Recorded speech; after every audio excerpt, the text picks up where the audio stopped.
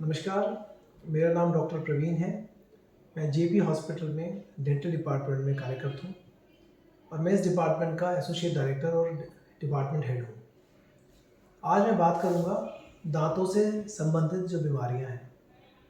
हम सब जानते हैं कि कितना टाइम ब्रश करना है, कब करना है। आज हम बात करेंगे बीमारियों को लेकर कि रूट कैनाल क्या होता है, जो आम आदमी को समझाने में, समझने में कभी कभी दिक्कत होती है।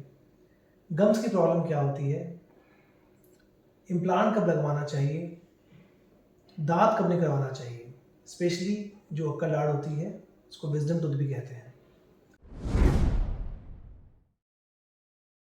हम शुरुआत करेंगे रूट कैनाल ट्रीटमेंट से। जब हमारे दांतों में कैविटीज़ काफ़ी डीप हो जाती हैं, खाना फंसने से पहले कैविटी एनामल में जाती है, वो कैविटी धीरे धीरे हमारे डेंटिन को इन्वॉल्व करती है, उसके बाद नस में पहुंच जाती है।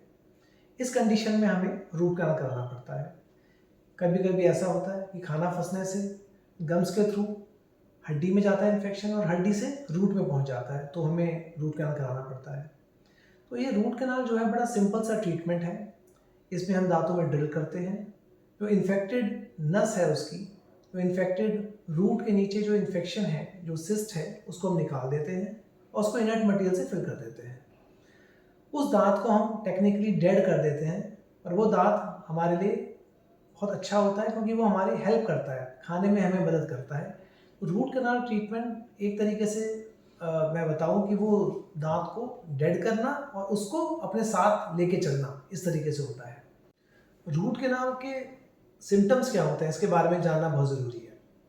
अगर हमें सूजन है, दांत दबाने से दर्द हो रहा है, जब हम ठंडा और गर्म पानी पीते हैं तो हमें दर्द होता है और जो दर्द है वो कुछ सेकंड या कुछ मिनट तक रहता है, तो उस टाइम हमें समझ लेना चाहिए कि हमें रूट कैनाल की ज़रूरत है।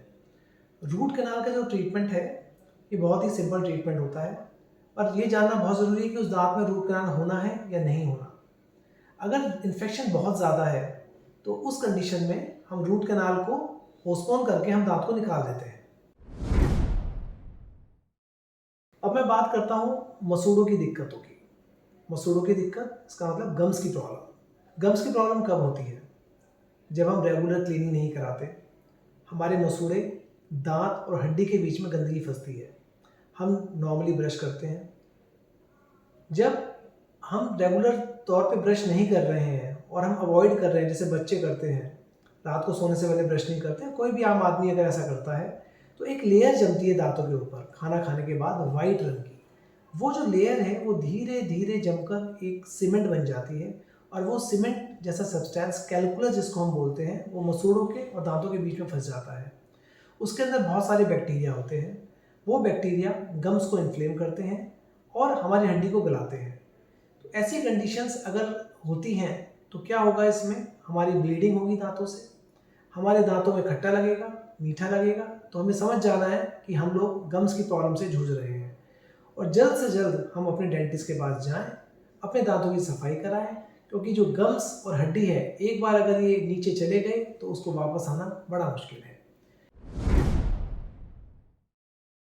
अब मैं बात करता हूँ अक्कल दाढ़ के बारे में, विजडम टूथ के बारे में। अक्कल दाढ़, अगर हमारा जॉ साइज, हमारी हाइट अच्छी है तो हमें नॉर्मली 32 के 32 दांत अच्छे से आ जाते हैं, अपराइट पोजीशन में होते हैं। अब हो क्या रहा है, हमारे पूर्वज बहुत लंबे हुआ करते थे, 7 फीट के, 8 फीट के। अब हमारी हाइट छोटी हो गई है और 32 दांतों को आना है, तो 32 दांत कैसे आएंगे? थोड़ा टेढ़ा मेढ़ा होकर आएंगे।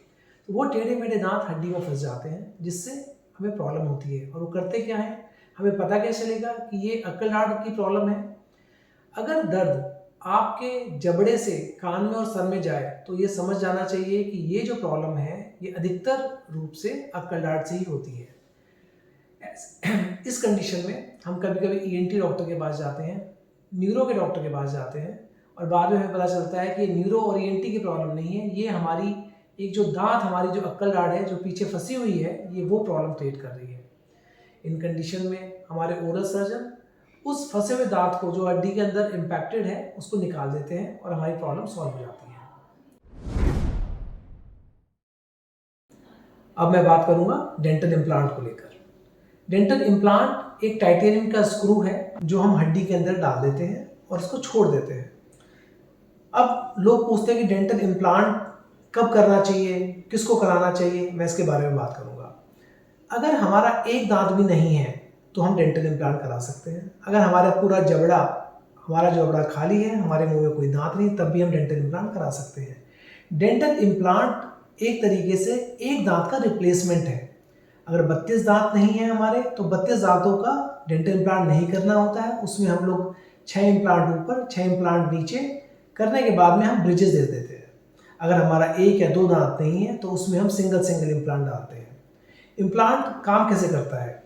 जिस तरीके से हड्डी टूटने के बाद हम लोग उस हड्डी को प्लेट से जोड़ते हैं और वो प्लेट से जब हम स्क्रू टाइट करते हैं तो हड्डी आपस में जुड़ जाती है।